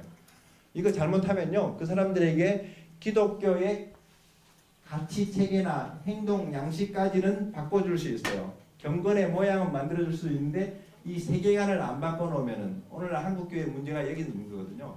이걸 안 바꿔놓으면은 아프리카 선교사들이 가가지고 기독교를 전하고 뭐 성가대도 만들고 무슨 이런 세례도 주고 다 하죠. 그러나 이 사람들이 이 토속 신앙을 통한 혼합주의를 유지하고 그렇게 살아가는 것은 이게 세계관을 못 건드는 거예요, 사실은. 태국 같은 나라, 우리나라보다 복음이 벌써 한 50년, 100년 더 먼저 선교사들이 들어갔고 지금도 선교사들이 가장 많은 나라 중에 하나가 태국이고, 일본 같은 나라 선교가 우리보다 먼저 들어갔는데 아직도 저렇게 태국, 일본 1%, 2%도 안 되는 기독교, 왜 그런지 아세요? 선교사들이 이 영적인 대결, 이 세계관의 이런 싸움, 진리의 싸움에 능한 자들이 아니어서 그런 거예요. 그 문화와 그 전통 속에 뿌리 박힌 그 세계관들을 하나님의 말씀에 견고한 이런 어떤 말씀의 예리한 검으로 견고한 진들을 파지 않고 나면요, 교회 안에서 목사님들이 성도들 숫자를 세고 있을 게 아니라 하나님의 말씀으로 뒤집어진 그 제자들이 있는가, 그걸 보는 게 중요한 건데, 이게 굉장히 우리가 지금 오늘 한국 교회에 대해서도 우리가 지금 이게 지금 뒤통수 맞은 게 다 이런 문제거든요, 사실은. 그러니까 사람들은 자기 이성으로 이렇게 합리화시키고 경험 속에서 쌓여진 그 인식과 그런 어떤 의식들이 진리가 돼 있으니까 그게 딱 틀이 돼 있으니까 다른 것은 받아들여지지도 않아요. 그걸 고집이라 그러고 그걸 강팍이라 그래요. 그 여러분들이 대학생들이나 청년들하고도 대화가 잘 안 되는 게 걔들이 보는 그런 문화와 그런 어떤 이 열린 포털이 달라요. 우리가 보는 성경이라는 포털과 아까 말씀했듯이 이 네이버의 뉴스를 보는 애들하고 심지어는 우리가 이전에 막 믿었던 조선일보고 동아일보 그런 신문도 이렇게 막 뒤집어지는 거 보면서 믿을 게 없는 세상의 언론들. 아까 유대인들 보세요. 그 아랍 아가씨가 그냥 군인들 와서 뺨 때리고 막 시비를 자꾸 걸고 뒤에서 목에서 칼 찔러갖고 하나 죽였는데 그 자기 동료가 죽는데 가만히 있을 군인이 어디 있어요? 그래서 이렇게 막 이 정당 방어로 이렇게 총을 쏴서 이렇게 하면은 그 장면들만 이렇게 이제 아랍 방송들이 뭐 알자지라니 무슨 지지라니 이런 것들이 찍어가지고 CNN으로 넘겨주고 BBC로 넘겨주고 가디언지로 넘겨주는 것을 그걸 캡처해가지고 오는 게 연합뉴스고 YTN이고 이러다 보니까 그런 어떤 반유대적인 그 어떤 세계관에서 자기들의 유리한 쪽으로 편집한 그걸 가지고 언론 플레이하는 걸 그대로 하니까 우리도 지금 똑같이 믿고 여러분들 속에도 아마 이렇게 팔레스타인 사람들이 불쌍하다고 얘기할 수 있어요. 이스라엘은요, 제가 이 정확한 정보들 많이 듣고 저는 홀로코스트 교육도 가보고 뭐 아우슈비트도 가고 다 가봤었어요. 오바롱 목사님은 11번 가셨는데 저는 11번은 안 가고 한 8번 갔었지만 저는 웬만한 중요한 지역의 유대인들 이 히브리대 이런 저기 석자 교수들한테도 많이 만나서 공부도 해보는데 하마스가 미사일을 쏴서 보복을 하면요 이스라엘은 반드시 그걸 이제 제압을 시키기 위해서 원천 폭격을 하죠. 우리나라처럼 이렇게 비겁한 그런 어떤 저기 지도자들은 아니에요. 분명히 저거 뿌리를 뽑아야 되니까. 근데 이스라엘은 반드시 공군이 출동해가지고 그곳에 폭격하기 전에 4시간 5시간 전에 삐라를 뿌립니다. 선량한 이런 어떤 이 시민들과 아이들 빨리 피하라고 여기에 5시간 후에 우리가 공습해서 여기 폭격할 거라고. 그런 바보 같은 이 적군이 어디 있어요 사실은. 그 나라에 뭐 기습해서 그냥 때려야 되는데 근데 그렇게 뿌리는데 이 아랍인들이 요놈들 하마스 요런 애들이 얼마나 나쁘냐면요 병원이라든지 병원 옥상이라든지 유치원이라든지 이런 학교 같은 데서 이 로켓포를 이렇게 견주면서 대공포를 쏘니까 그것에 대해서 이제 이스라엘 위에서 볼 때는 그냥 이 로켓포가 날아오는 그 원점이니까 거기 원점 폭격을 하는 거예요. 그러니까 밑에 아이들을 이게 인간 방패로 해서 그냥 희생을 시키면서 자기들이 몇 명 죽었느니 많이 이렇게 하고 있는 거예요 지금. 이런 어떤 굉장히 공산주의자들 이 이단들 저런 어떤 저런 테러주의자들의 저 간악함들을 보면요 정말 저기 역겨울 정도가 아니라 정말 토하고 싶을 정도로 아주 그냥 그런데 그걸 이스라엘이 그냥 무자비하게 했다는 이런 식으로 뉴스가 들어오는 거 우리는 지금 그걸 믿고 있는. 여러분들이 절대 앞으로는요 이 성경 말씀이 아닌 것들에 대해서 기웃하지 마시기 바랍니다. 옛날에도 우리 신사참배할 때도 총회가 결의해갖고 신사참배하고 한강에 가가지고 그냥 무슨 뭐 빤스인지 기적인지 뚫뚫매고 목사님들이 그냥 그 부끄러운 줄 모르고 한강에 그 몸을 담그고 저 천황을 향해서 거기서 막 요배를 하고 그런 짓을 했기 때문에 이 우상숭배의 제약으로 6.25라는 이 잿더미가 온 거예요 사실은. 나라가 이렇게 어려울 때 이 선지자들이 지금 외치는 교수들도 시국 선언하고 있는 시대에 목회자들이 한국교회를 대표하는 사람들이 이 하나님의 말씀을 가지고 이 나라가 지금 잘못 가고 있다는 걸 선언을 왜 안 하냐 이 말이에요. 저도 안 했어요. 왜냐면 제가 해도 아무도 안 알아주니까. 제가 한다고 뭐 무슨 뭐 KBS 9시 뉴스에 나오겠어요? 누가 나오겠어요? 그게 하나님 앞에 우리가 이제 호소할 수 있는 그런 어떤 길밖에 없는데 너무너무 지금 제가 그래서 예레미야 5장을 읽다가 너무너무 막 이번 주일에 막 마음이 막 아주 막 힘들었었어요. 하나님이 예루살렘 거리를 두루 다니면서 한 사람을 공의를 행하고 진리를 찾는 자 한 사람을 찾는데 한 사람이 없는 거예요. 한 사람이. 그 숫자 한 사람이 아니더라고요. 점점점 그 본문을 읽다 보니까요. 백성들이 눈이 어둡고 귀가 어두워서 깨닫지 못하고 있을 때 그럼 지도자는 그래도 좀 낫지 않겠냐. 뭐가 수준이 있으니까 지도자가 됐으니까. 지도자에게 가보는데 지도자도 마찬가지였어요. 그 오델에 가면은. 한마디로 이 대통령이나 왕을 말하는데 그 한 사람이 공동체나 그 나라의 한 사람이 세워지는 것에 따라서 어떻게 지금 이렇게 이 나라가 기울어가고 뒤집어지는지 우리가 지금 역사를 통해서도 보고 있죠. 우리도 지금 그런 심각성 속에 있는 거잖아요. 그런 속에 있을 때 지도자가 지금 절망적이야. 그래서 13절인가 갔더니 보니까 선지자들에게 하나님의 말씀이 있는가 보는데 선지자들이 바람같이 빈 깡통이야. 하나님의 말씀이 없어. 선지자들이. 목회자들에게, 주의 종들에게, 선교사들에게 하나님의 말씀이 없으면요, 그냥 내려놓는 게 낫지 사실. 목에 칼이 들어가도 하나님의 말씀을 전할 수 있어야죠. 그러니까 유다에게 하나님이 경고하셔가지고 예레미야를 통해서 하박국을 통해서 그렇게 하나님이 말씀하셔가지고 깨닫지 못하니까 그대로 20년 30년 안에 그대로 무너지잖아요. 반드시 하나님은요 심판을 바로 안 내리시고 선지자들에게 말씀하시고 하나님이 행하시는 분이시기 때문에 오늘날 여러분들 이 미스가 통일 아카데미나 이런 이 강의에서 듣는 말씀들 중요한 하나님의 좌표예요. 사실은.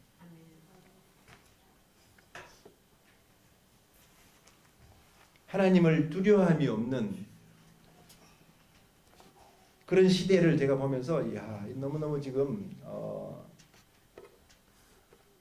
하나님이 그 성경에 제일 오래 사는 인물이 누군지 아세요? 창세기에 나오는 에녹의 아들 무두셀라인데 969세나 살았어요. 우리는 한 10분의 1만 살아도 감지덕지인데 왜 그렇게 오래 살았냐? 하나님의 인내였어요. 그게. 무드셀라가 딱 죽는 그 해가 노아 600세 홍수 심판이 내린 해거든요. 무드셀라의 이름이 창을 든다는 심판의 의미를 갖고 있기 때문에 에녹은 자기 아들을 65세에 낳기 전에 유다서에 들어가면은 하나님의 경고를 들어요. 경건치 않은 자들을 내가 이 지상에서 다 쓸어버리겠다. 노아보다 더 먼저 에녹은 몇백 년 전에 벌써 이 경고를 듣고 65세에 아들을 낳으면서 이 아들이 죽으면 하나님의 심판이 오는 걸 알고 깨어 있었어요. 사실은.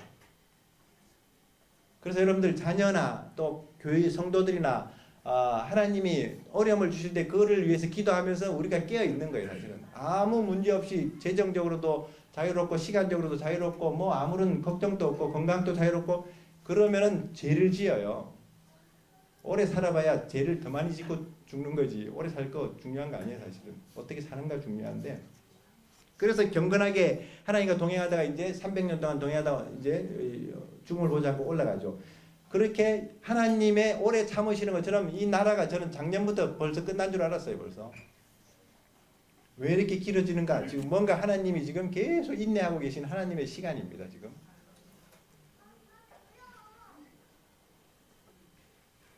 아마 회개하는 시간을 우리에게 주실 수도 있고요. 정말 예스겔서의 22장의 그 마지막에 보면은 성 무너진들을 막아서는 자 그 한 사람을 찾는 것처럼 예레미야 5장도 그 한 사람을 찾는다 그랬는데 그 한 사람은 한 사람이 아니에요. 여기 지금 100명 왔는데 그 중에 한 명이 아니라 지도자 한 사람, 똑바른 지도자, 똑바른 예언자, 선지자, 똑바른 사람 한 사람, 중보자, 정말 제가 그래서 이 가끔씩 교회 가가지고 이렇게 말씀 전할 때 자기 자녀를 위해서는 하루 종일 금식하고 하루 종일 기도하고 입시 때 입시날 그렇게 기도해요. 나라를 위해서 하루 종일 나라만 생각하면서 하루 종일 금식하고 하루 종일 기도하는 그 권사님 집사님들이 있으면 나라가 무너질 텐데 너무 우리는 이기적이에요. 요즘 젊은이들이 왜 이제 와서 막 정부를 막 이렇게 배발 자기 호주머니에 돈이 지금 비트코인으로 다 털리게 생겼고 그리고 지금 막 올림픽 보니까 지금 자기들이 봐도 정서적으로 이해가 안 되는 거예요. 지금 선지자들은 미리 아는 게 선지자고요. 닥쳐가지고 체험하면서 아는 것은 그 미련한 사람들이지. 그래서 이 세계관 문제를 오늘 우리가 좀 정말 이렇게 근데 이게요 정말 안 바뀝니다. 이게 선교사들이 제일 골치 아픈 게 이 목회자들도요 이 세계관을 못 바꿔가지고 목회가 사실은 정말 목숨을 걸 정도로 힘든 게 그 사실 목회예요. 그래서 사도 바울은 이 정말 예수님을 믿고 변화된 이후에 너무너무 이렇게 탁월한 지도자고 하나님의 사역자였죠. 그가 그 율법으로도 흠이 없는 자였고 헬라 철학에도 아주 능통하고 유대 신학에도 아주 그냥 섭렵한 사람인데도 자기가 고린도전서 2장에 보니까 복음을 전할 때 너무너무 내 말과 지혜로 전하지 않고 떨렸다 그랬어요. 자기 말 잘하는 거나 이런 어떤 이 신학적인 지혜로 사람이 안 바뀌어요. 여러분들 설교 제가 이렇게 말을 막 이렇게 한다고 사람들이 바뀌는 천만의 말씀이에요. 더듬거리는데도 정말 하나님의 인재가 있고 기도하는 종들은요 한마디 던지면 사람들이 뒤집어요. 옛날에 찰스 피니 시대 때요 그 막 운동장에서 한번 회개의 복음을 던지니까 불이 막 그 사람들에게 막 말씀이 불같이 아니하냐 그랬잖아요. 모든 지푸라기나 이런 나무를 태우듯이 그 사람들이 다 태워지는데 찰스 피니는 벌써 가고 없는데 그 운동장에 계속 밤새 거기서 막 신음하면서 회개하는 소리가 끊이지 않고 그 다음날 동 뜰 때까지도 거기 엎어져 있어요 사람들이. 그만한 역사를 어떻게 이루내느냐. 찰스 피니는 절대 말씀할 때 5분 전에 안 나타난대요. 숲속에서 한참을 기도하다가 딱 자기 말씀 전할 시간에 탁 등장해 보니까 참 나 이렇게 멋있는 이 강사들 여기는 숲이 없어서 우리가 도망갈 데가 없지만 정말 저 기도굴에서 기도하다가 탁 설교 시간에 나오면은 그분에게서 하나님의 이 권능이 막 나타나는 역사들.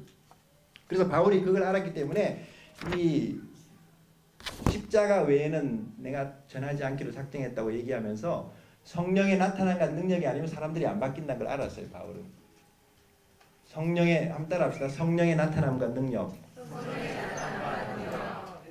그래서 우리는 이 성령이 나타나시고 능력으로 역사하시려면요 기도입니다. 사실은. 그게 마귀는요.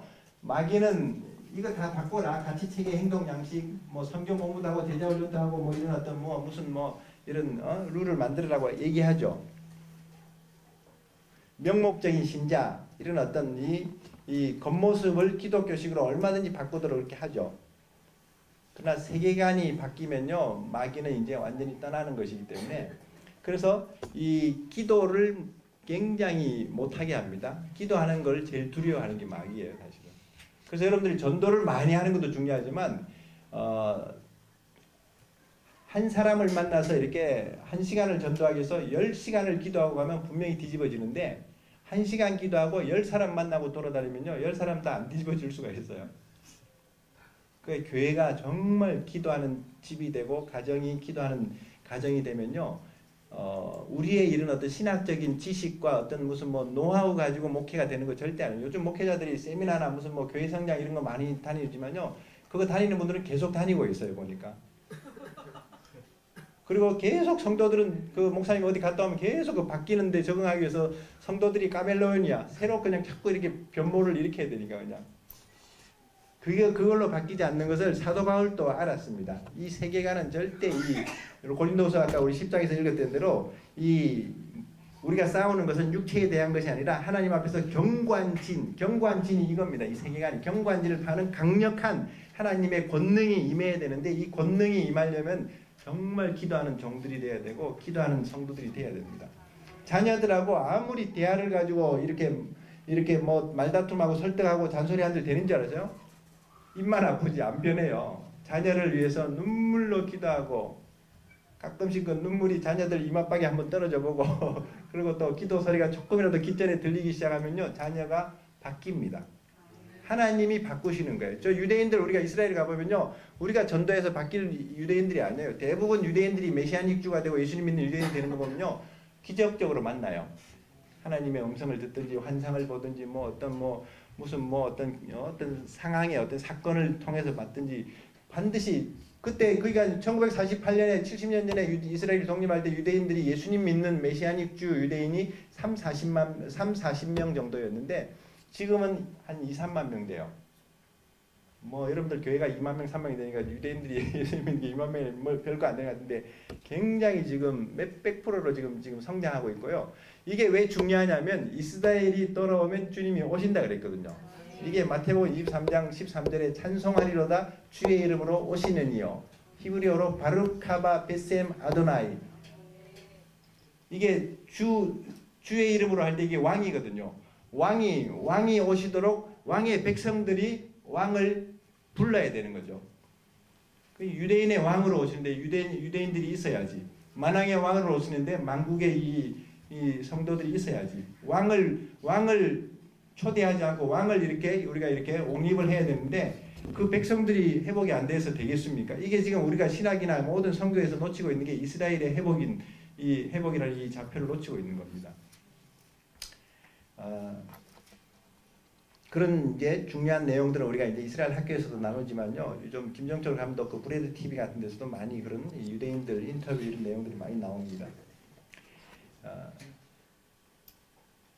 그래서 이 영적인 이 대결, 이 세계관의 대결을 영적인 대결이고 이 영적인 이 싸움이라고, 영적 전쟁이라고 이렇게 우리가 볼 수가 있습니다.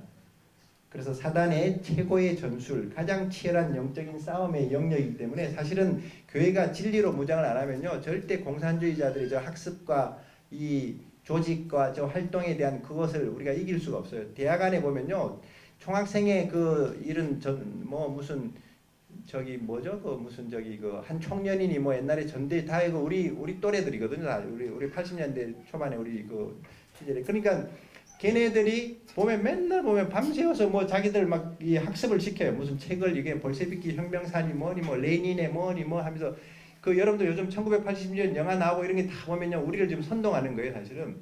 이 문화, 그래서 블랙리스트가 필요했었는데 저것들이 지금 다 지우려고 하고 있는 거야. 저런 것들을 지금 다 이렇게 이제 이 청산시키려고 블랙리스트가 나온 건데 오히려 지금 이 뒤집어졌어요. 이 조직이 안 된 다수와 조직된 소수의 이 싸움에서는 못 이겨요, 사실은. 거기에 나오는 1987년에 나오는 그 누구죠? 박종철 그 서울대 그 학생이 막 그냥 그 고문당하고 죽은 그런 안타까운 것만 강조해서 사람들 막 정서와 이걸 막 이거 굉장히 지금 보면 이게 문화가 얼마나 우리를 선동하는지. 걔가 원래 저기 이 볼셰비키 혁명, 이 소련의 이 공산당 혁명을 일으키려고 했던 서울대 지하 서클의 핵심이었어요. 그 실체는 얘기를 안 하고 전부 다 그냥 이렇게 그냥 민주열산이 뭐 경기도 이천에 들어가니까 이 국립묘지같이 무슨 현충원 같은 민주열사들 무슨 뭐 뭘 크게 만들어놨어요. 보니까 거기를 완전 성지를 만들어놨어요. 하여튼 이 세상이 보면요, 어저께도 우리 이정호 교수님 얘기했지만 강주의 그 공산주의자들 그 막 도로를 막 그 무슨 뭐 정률산로를 만들어 놓고 동상을 만들, 이게 지금 대한민국인지 여기가 지금 어디 북한인지 구분이 안 갈 정도로. 그러니까 우리가 지금 이 말씀으로 이 세계관으로 무장을 안 하면요, 이길 수가 없는 겁니다. 왜 이렇게 이 사람들이 세계관들이 이렇게 무너지는지, 이게 사실은 에덴 동산에서 타락하면서부터 나온 결과들입니다. 제가 아까 말씀드렸듯이 세 가지 이런 이 타락이 있었는데, 인식의 능력이 떨어지니까 하나님도 깨닫지 못하고 자기 실체도 모르고 사물을 보는, 아담은 절대 총명해가지고 모든 만물들, 짐승들 이름을 지어줬잖아요. 보면 다 그 특징과 기능에 따라서 막 직관적인, 그게 부모가 자식 이름 잘 짓는 거 부모님의 지혜예요, 사실은. 이거 이름을 애를 놓고도 지금 막 호적 등록을 해야 되는데 뭘 이름을 못 지고 있다 그러면 그거 미련한 거예요, 사실은. 이 직관력이 타락해서 그런 거예요. 타락해서 인식 능력이 떨어진 거야. 그러니까 이게 뭔가 볼 때 딱 이런 통찰력이 안 생긴다. 그거 벌써 우리가 이게 이 인성이 타락해서 그래요, 이게. 그 다음에 이제 자기 자신이 어디서 와서 어디로 가는지 이런 어떤 이 정체성도 모르죠. 하나님과 교통했었는데 하나님과 관계가 끊어지면서 이렇게 쫓겨나지. 이런 것들이 이제 이 타락합니다. 인식 능력이 떨어지고, 그 다음에 이제 이 도덕적인 이런 능력도 떨어집니다. 인식 능력이 떨어지면서 자기들이 만드는 이 인본주의적인 세상적인 세계관이 나온 거예요, 사실은. 그리고 이제 이 도덕적인 능력이 떨어지면서 자기들이 이제 이 가치 체계를 만들어내는 겁니다. 율법을 만들고 자기들의 도덕법을 만들어내고. 근데 사람들이 타락해가지고 뭘 만들어내는 게 그게 정상적이겠어요? 이 예레미야서에 보면 사람의 마음은 심히 부패하다 그랬어요. 만물보다 더 부패하다 그랬는데, 자기들끼리 뭐 윤리나 도덕적인 체계를 만들었는데, 지금 보세요. 막 법을 막 개정하고 이런 게 하는 게 이게 지금 무슨 법입니까, 이게 지금? 사실은 공산주의나 이 이슬람이나 이런 게 다 여기서 사실은 나오는 거예요. 계급 투쟁을 하고 뭐 플로레테리아 뭐 저 노동자와 이 부르주아 이 그걸 타파하면서 환경을 좀 이렇게 좀 이 통제해서 주면은 좋은 세상이 온다고 하는데, 초대교회는 그런 게 없이도 예수님을 믿으면서 서로 유무상통했지만, 공산주의는 절대 독재자가 서면서 주인이 바뀌면요, 이 지옥이 되지 이게 천당이 될 수가 없는 거죠. 그 타락한 이런 어떤 본성을 이 공산주의는 모르고요. 칼 막스라는 이런 유대인 출신이긴 하지만 이 사람은 이 성경적인 세계관이 없는 타락한 이런 마귀적인 세계관에서 자본주의보다 좀 더 나은 이런 어떤 체제를 만들어내려고 한 건데 실패하고 다 토해낸 건데, 지금 남미나 지금 이 베트남이나 이런 중국 같은 나라가 그렇게 지금 다시 쫓아가듯이 한국이 지금 그걸 다시 주워 먹고 있는 이런 지금 상황이 되고 있는 거죠. 그리고 이제 이 도덕적으로 타락하면서 저런 가치체계가 생겨났다면 또 자연계도 타락을 하게 되죠. 자연계가 이렇게 타락을 하면서 땅에서 가시덤불이 나고 저주받은 땅이 되면서 아주 그냥 서로 원래는 사자와 어린 양이 같이 뛰놀고 독사굴에 손을 넣어도 물지 않는 그런 세상인데 이제는 막 사자하고 어린 양이 같이 놀다가 양이 안 보이네. 독사굴에 손을 안 넣어도 벌써 뒤에서 와서 물어요. 이 독사들이. 그러니까 이게 지금 타락하면서 전부 다 이렇게 약육강식과 적자 생존의 세상으로 바뀌어버리는 것이 자연계도 이렇게 무너진 거예요, 사실은. 그러다 보니까 사람들이 자기들을 보호해야 되니까 집을 짓고 또 무슨 경계를 세우고 이런 게 이제 이런 행동 양식을 만들어 온 겁니다. 원래는 에덴 동산에 옷도 안 입었고 집도 없었고 다 그런데 우리가 지금 자꾸 이렇게 벽을 쌓고 문을 잠그고 요즘은 제가 토요일날 월요일날 판교에 우리 이스라엘 학교 그 강의하러 이렇게 들어가는데 세상에 주차장 들어가는데 차 번호를 신고해야 되고 신고했는데도 경비실에 눌러서 신고한 번호를 얘기해야지 들어가고 주차장에 지하 3층에 들어갔는데도 그 현관 진입하는데 무슨 그 아파트인지 주상복합 거길 들어가는데도 또 막 눌러서 그 비밀번호 패스워드가 있고 뭐 걸리고 들어가는데 나는 국정원 들어간 줄 알았어요. 무슨 아파트 하나 들어가는데 무슨 세상이 왜 이렇게 자기들 양식과 자기들의 모든 걸 체계를 만드느냐 이게 다 타락해서 그런 거예요. 옛날에는 담벼락도 없는 시절이 있었고 대문도 없는 시절이 있었고 그런데도 서로 믿고 살잖아요. 점점점 악해질수록요 폐쇄적이 되는 겁니다. 이게 이성뿐 아니라 모든 행동과 모든 이런 어떤 이 체제가 그렇게 되는 거예요, 사실은. 그러니까 요즘은 대학에서도 이제 막 전도 못하게 막 이렇게 막 청경들 갖다 놓고 조금만 막 이렇게 막 저같이 좀 착하게 생긴 사람들만 지나다니면 신고해 버리더라고 보니까. 그래가지고 막 서울대학에 우리 여기 한사랑에 전도하는 목사님들 보면 신고 당해가지고 막 블랙리스트에 올라요 보면은. 전도 금지 이런 게 막 생기고 별짓들을 다 하고 있어요 보면. 결국은요 이렇게 타락한 이런 세계관과 모든 이런 어떤 이 체계나 이런 양식들이 회복되려면요 예수님이 오셔서 천년왕국으로 다시 회복하시지 않으면은 총체적인 회복이 일어날 수가 없습니다. 그래서 성경의 로마서에 보면은 끝에 보면 피조물들도 탄식한다 그랬어요. 자연이 저렇게 지금 고통받고 있고 인간들도 결국은 이 주의 날이 이렇게 오기를 이렇게 고대하고 있는 것입니다. 이런 거짓말들이 사실 창세기 3장에서부터 시작됩니다. 최초의 인류에게 마귀가 4가지 거짓말을 심어줍니다. 하나님은 분명히 선악과를 따먹지 말라 그랬어요. 먹을 게 천진데 얼마든지 마음껏 이렇게 살 수 있도록 주셨는데 선악과를 따먹게 하는데 거기서 이제 이 분명히 먹으면 죽으리라고 하나님은 말씀하셨는데 죽지 않는다고 가르칩니다. 이 죽지 않는 데서 나온 게 이게 사실은 이 신비주의의 이런 어떤 이 종교와 이런 신앙들이 여기서 나옵니다. 죽지 않는다. 이게 첫 번째고요. 제가 시간이 있어서 조금 더 정리할게요. 두 번째는 이 눈이 밝아진다. 창세기 3장 4절에서 6절에 나오는 내용들입니다. 죽지 않는다. 눈이 밝아진다. 선악을 알게 된다. 세 번째. 그 다음 하나님 같이 된다. 이 4가지 거짓말을 했는데 여기서 대부분 세계관들이 4부류가 다 나와요. 첫 번째 죽지 않는다는 세계관은 한마디로 자기들이 영생하는 거야 이제. 그래서 여러분들 이 중국의 도교 같은 데 보면 늙지도 않고 죽지도 않는다는 그런 신선 사상 이런 게 다 종교가 그렇게 나오는 겁니다. 그리고 인도에 가면은 밀교라 그래서 탄트리즘이라는 이 밀교가 있는데 사람이 이렇게 금이 변하지 않잖아요. 영원하잖아. 그래서 사람의 몸에다가 금을 집어넣어요. 이렇게 금강신을 만드는 거야. 몸에다가 점점점 금을 조금씩 축적해가지고 나중에 사람 몸이 이렇게 금과 완전히 일체가 되면은 그 사람이 영생한다는 이런 거지 같은 종교가 인도의 이 밀교라는 탄트리즘이 있어요. 과학은 만만치 않습니다. 바이오 메케닉스라는 이 과학에서도 보면요. 이제는 이 선악과를 따먹어서 타락했기 때문에 선악과가 뭔가 우리 몸에 영생하는 요소를 제거하는 물질적인 뭔가 이게 이 인푸트가 됐기 때문에 이걸 뭔가 제거를 해야 된다는 물질적인 이 의식에서 새로운 어떤 이 세계관을 만들어내기 시작하는데 그래서 아까 얘기했던 금을 집어넣어 가지고 뭐 이렇게 뭐 영원하게 만든다 이런 이 밀교 같은 게 나오기도 하고요.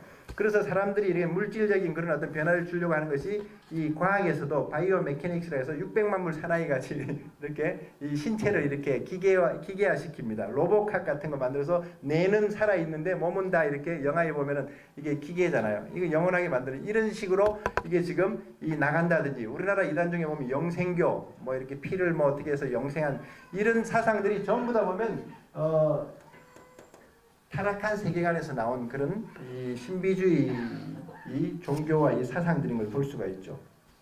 그래서 여러분들이 뭐 단전호흡이니 뭐 무슨 무슨 수행을 하면서 무슨 뭐 이렇게 단약을 뭐 넣는 이런 것들 다 인도의 이런 것들이 보면 전부 다 이렇게 이 불교도 그렇고요.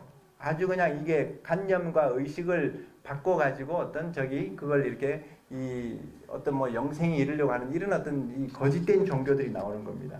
두 번째, 눈이 밝아진다는 이게 굉장히 중요한데요. 이게 합리주의가 여기서 나옵니다. 그래서 여러분들 이 눈이 밝아지는 이 세계관에서 나온 게 17세기, 18세기에 사실은 제가 이 세계관을 왜 얘기하느냐면요. 성경적인 하나님의 세계관을 가지는 것과 이 사단의 이 세상적인 세계관을 가지는 것은 너무 다른 게 15세기에 동양과 서양의 문명 중에 어느 문명이 더 발달했겠습니까? 여러분들도 뭔가 지금 현재를 보는데 15세기면요. 정확하게 1410년 정도 이때는 동양의 문명의 대표적인 게 중국의 명나라 시대에 중국이 자금성을 만드는 시대였어요. 우리나라 경복궁은 아주 그냥 미니 수준인데 자금성을 건축하는 그 건축이 굉장히 발달할 정도면 이게 문명이 서양보다 더 나아요. 이때 런던이나 프랑스 같은데 1410년 15세기에 초에 이렇게 이 기록 사진들 검색해 보면요. 아주 우리나라 조선시대 같이 거지 같은 나라들이에요. 이때는 미국도 등장하기 전이었죠. 사실은. 그리고 이 북쪽에서부터 상하이까지 남북을 연결하는 대운하를 이렇게 건축하던 시절이었어요. 그러니까 동양의 문명이 훨씬 발달했어요. 근데 이게 500년이 지나고 20세기가 되니까 자, 20세기는 지금 동서양 지난 100년이나 지금이나 어디가 더 발달합니까? 모든 사상과 학문과 모든 이런 영향력과 경제가 다 어디서 들어와요? 유학을 우리가 왜 가요? 배우러 왜 갑니까?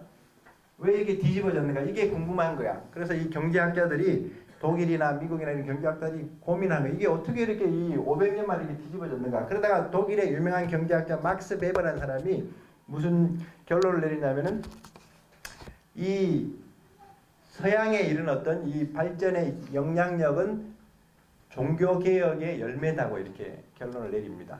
1517년에 루터의 종교개혁 500년이 지난 작년이었잖아요. 종교개혁의 열매다. 여러분들 중세시대의 캐톨릭의 부패와 비리와 그 모든 타락을 성경으로 다시 돌아가자는 운동이었죠. 오직 말씀으로 오직 믿음으로. 그래서 이 루터의 종교개혁 이후에 이 독일과 그 모든 이 영국과 이런 유럽의 이런 어떤 문명이 꽃을 피웁니다.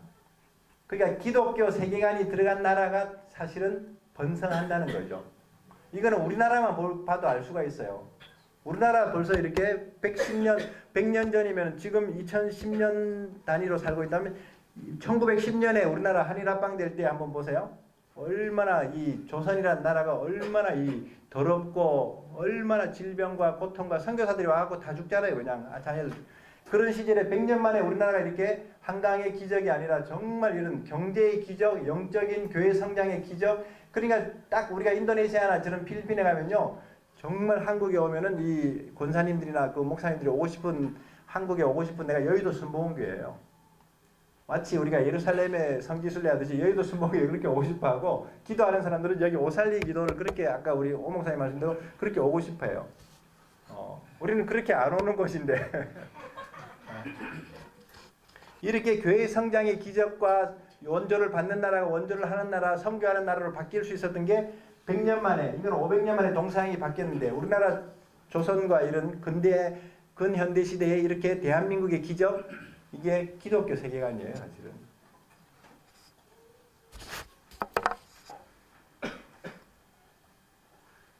그래서 이 몇 분인가요? 42분입니다. 이제 한 5분 안에 마무리해야 되겠구나. 왜 이렇게 눈이 밝아지는 게 이게 문제냐면요. 사람들이 눈이 밝아지고 세상을 알수록 지혜로워진다고 하는데 그게 타락하는 겁니다. 그래서 17세기, 18세기에 프랑스, 독일을 중심으로 일어난 계몽주의, 계몽이라는 뜻이 원래는 그 이성, 그걸 이제 영어로 단어로 보면 illumination이에요, 사실은 이 계몽이. 그러니까 그 자기들의 이성으로 합리화시킨 과학으로 이렇게 결론을 내놓은 것을 진리라고 얘기하는 것이 이게 계몽주의. 거기서 진화론도 나오는 것이고 거기서 모든 이런 어떤 이 자기들의 이런 어떤 학문의 이런 어떤 이 상아탑을 세우는 겁니다. 그러니까 서울대학이나 이런 데 가면 진리가 나의 빛이고 다 그게 성경의 진리를 말하는 게 아니라 자기들의 이성의 이 진리를 빛이라고, 그것 외에는 다른 걸 계시를 안 받아들여요. 그러니까 여러분들 전도가 어려운 게 그 사람들이 자기 세계관이 진리니까 그거 안 들어가는 거예요. 여러분들 그게 아까 뭐 친구고 동창들이고 다 갈라진다는 얘기가 자기들의 경관진이고 거기에 다른 예수님의 계시 로고스로 하나님이신 분이 로고스가 되어서 계시로 육신이 돼서 오셨는데도 안 받아들여. 유대인들도 안 받아들이죠. 자기들의 이런 유대교라는 그런 어떤 이 경관 틀이 있으니까 자기들을 식민지에서 건져주는 정치적인 메시아, 이스라엘을 회복해주는 그 메시아를 원했는데 영적인 메시아로 오셔가지고 십자가에서 죽으시니까 자기들이 바라는 메시아가 아닌 거예요. 요셉의 아들, 인간의 아들 아니냐. 그러니까 엘리야 시대, 엘리사 시대에 다 이방인의 복이 이렇게 넘어가는 것처럼 우리가 이 진리를 못 받아들이면요, 이 촛대가 다 넘어가는 겁니다, 나중에. 근데 더 문제는 지금 이 18세기가 아니라 지금 우리는 21세기를 살고 있는데요. 벌써 지난 20세기부터 또 뒤집어졌어요. 지금 시대를 여러분들 포스트 모더니즘 시대라고 얘기하죠. 그러니까 모더니즘 시대가 계몽주의로 말미암아 세상이 다 지금 이제 이성이 나의 빛이 돼가지고 이게 진화론이 이게 창조론을 뒤집어 버리기 시작하고요. 그런데 20세기가 되면서 이 현대 물리학에서 이제 상대성 이론이라는 아인슈타인, 이게 좋은 사람이 아니에요, 사실 영적으로. 아인슈타인의 상대성 이론이 나오고 또 양자 이 역학이나 이런 데서 이 불확정성의 원리라는 이런 것들이 막 나오고, 이게 이제 그러니까 고전 물리학의 뉴턴이 해놓은 진리가 절대 진리가 아니라 이게 이제 상대적인 그런 어떤 이론과 진리로 점점점 이제 무슨 얘기냐면요, 이게 상대주의, 비합리주의, 그 다음에 이 다양성의 이런 주장들이 이제 존중되는 시대로 포스트 모더니즘, 그러니까 후기 모던 시대에서 포스트니까 후기 현대 시대로 이제 이성으로 이렇게 근본적으로 이렇게 이 정리해 놓은 진리에서 해이를 느끼고 이제 그 다음 단계로 넘어가는 시대를 우리가 살고 있는. 그러니까 동성애가 이런 데서 나온 거예요. 동성애가 남녀 간의 정상적인 결혼만이 진리가 아니라 상대성을 가지는 거예요. 소수의 이런 어떤 주장과 다양성을 존중해주는 시대로 가는 이런 시대에 우리가 살고 있어요. 이 세계관의 전쟁을 지금 우리는 지금 클라이막스를 지금 향해서 가고 있는 겁니다. 지금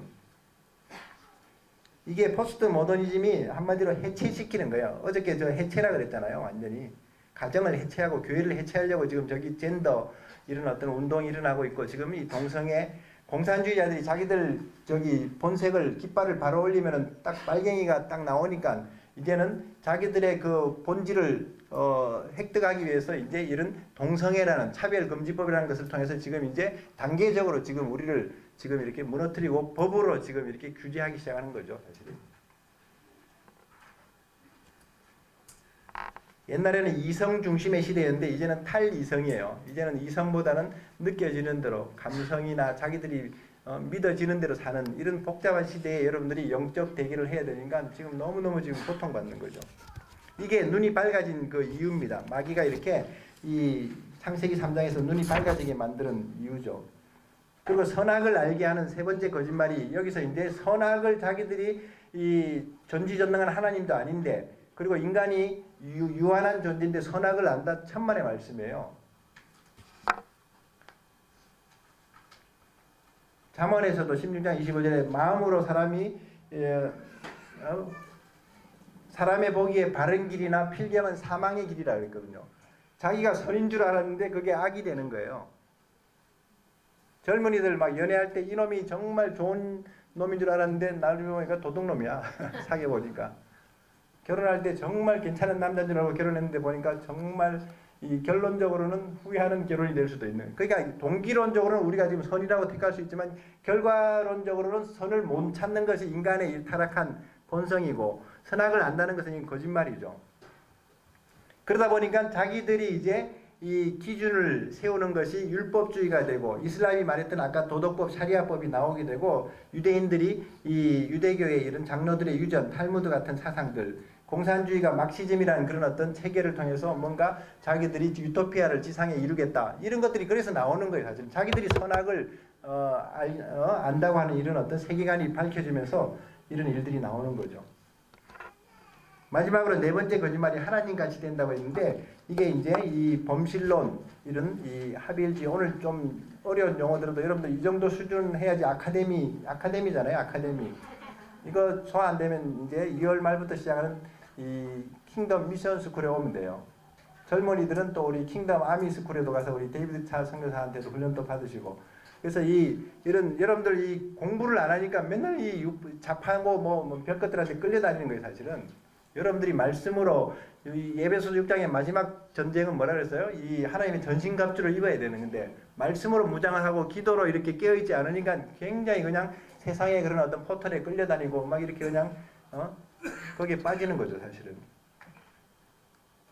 자기가 하나님이란 거예요. 한마디로 하나님. 자연에 다 하나님이 있고 자연과 인간이 유기체적으로 하나라 그래서 인간도 하나님이 되고 그게 다 김일성이가 하나님 만들고 저 인도에 가면요 무슨 수녀죠? 저기 가난한 사람들 마더 테레사도 인도 가면 신이에요. 신. 그러니까 다 예수님도 신 중에 하나고 다 신이에요. 신. 이게 다 범실론이 여기서 나온 거예요. 하나님 자기들이 다 하나님이 되는 거죠. 사실은. 근데 이런 세계관들의 결정적인 문제는요. 출발이 틀렸어요. 출발은 인간이 하나님을 떠나서 죄를 범하면서 나온 고통과 저주와 이런 사망이고 모든 것이었는데 이 죄에서부터 출발하지 않고 이 세계관들은 고통에서 출발을 시킵니다. 그래서 이 고통을 이런 어떤 인식이나 그런 어떤 이 관념에서 변화시키려고 하는 것이 이런 어떤 힌두교나 불교 같은 그런 종교가 나오는 거예요. 그러니까 생로병사 때문에 이 부처가 집에서 가출해가지고 거기서 막 그 새똥이 떨어질 때까지 쌓일 때까지 그 보리수 나무에 앉아 있다가 그거 막 뭐 깨달아야지 뭐 이렇게 그런 관념적인 또 이렇게 자기들이 이제 죽지 않아야 되니까 그 윤회 사상들 이런 것들이 다 보면요 이 세계관을 공부하다 보면 정말 이런 종교들이 왜 이렇게 한심하게 나올 수밖에 없는가. 그 불상 앞에서 절하는 사람이 그 불상보다 더 불쌍한 사람이에요.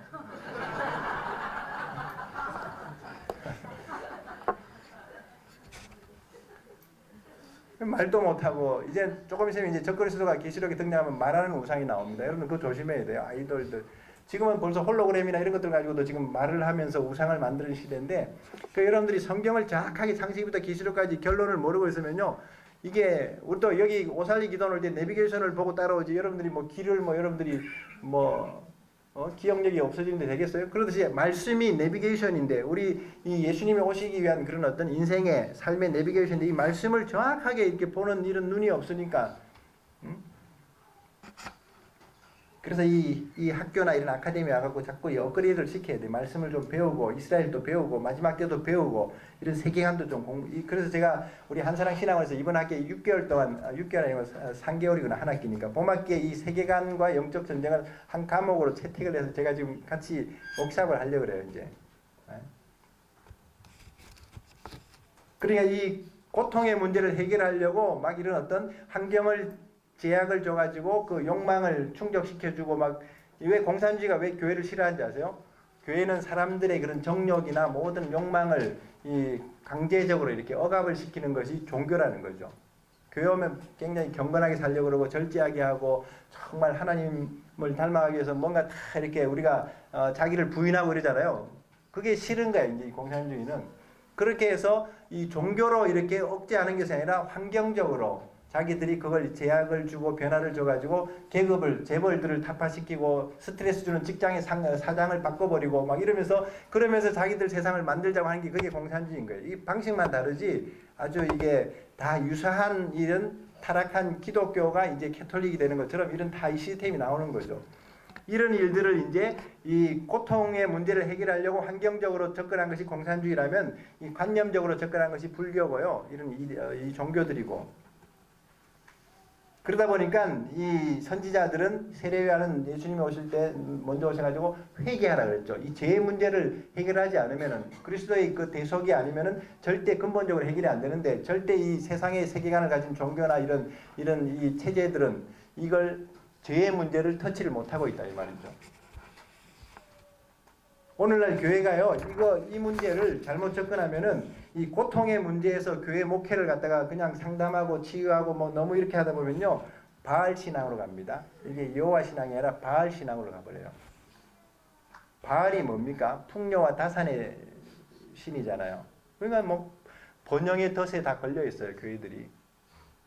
그냥 막 부흥하고 성장하고 교회 건축하고 뭐 기도원 짓고 뭐 그러다가 하나 더 짓더라고요. 이제 공동모지까지 이제 지어가지고 3박자 다 맞춰가지고 이제 이스라엘도 가면요, 그 성전산에 그냥 예수님이 글로 감람산에 오셔가지고 저 황금문으로 들어가서 성전산에 올라간 줄 알고 그 밑에 다 부자들이 무덤을 다 거의 사놨었어요 보니까.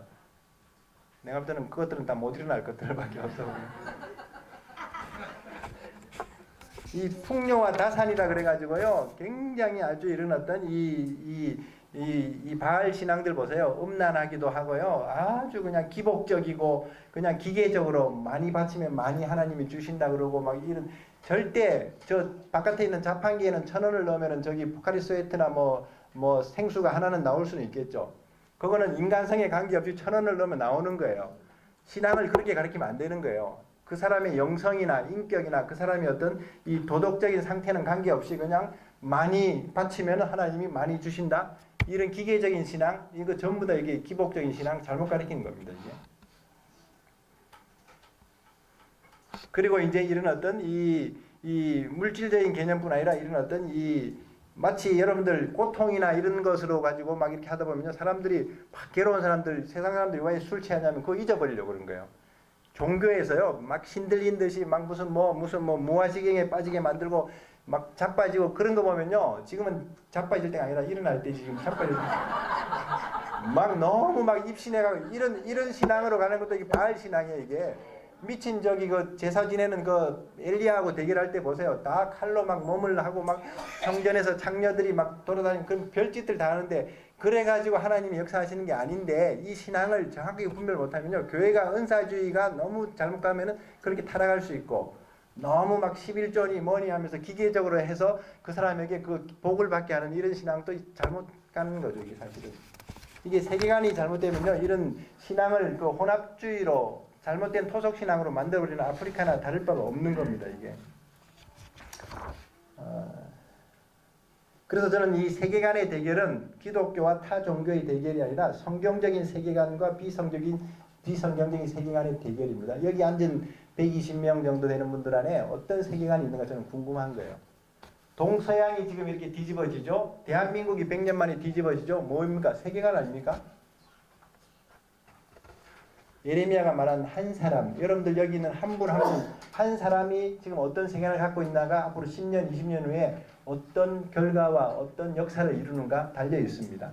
저는 오순절에 120문도가 요만큼 모여가지고 오순절에서 기도하고도 사도행전의 역사를 이루었고 세계 선교에 그런 어떤 초석을 놓았다면은 이 미스바 통일 아카데미에 오늘 우리가 모인 중에 정말 하나님의 세계관으로 우리가 다시 무장을 하고 기도하기 시작하면요, 저는 여러분들의 가정과 교회의 변화뿐 아니라 이 민족의 역전을 가져올 줄로 믿습니다.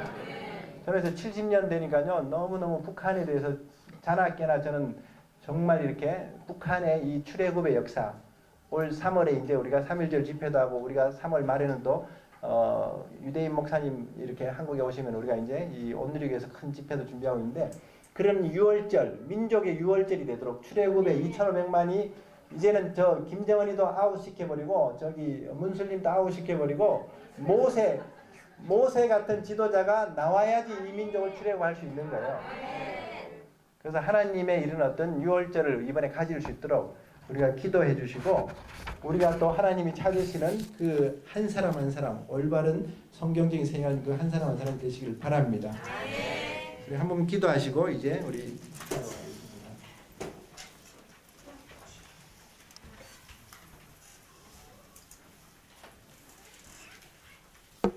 딱 5분인데요. 우리 6시 5분 전인데 5분 동안 우리 끊지 않을 테니까 오늘 말씀 속에서 또 우리 데이비드 선교사님 통해서 주신 이 마지막 때에 대한 이 신앙의 이런 이 무장과 기도의 이런 결단들, 또 우리가 이 세계간의 이 싸움들입니다. 부모 자식 간의 싸움이 아니에요. 부부 간의 싸움이 아닙니다. 교회와 정부의 싸움도 아니에요. 이 세계간의 싸움입니다. 하나님 역사해 주시도록 우리 주여 크게 부르고 같이 한번 기도해 줍시다. 주여!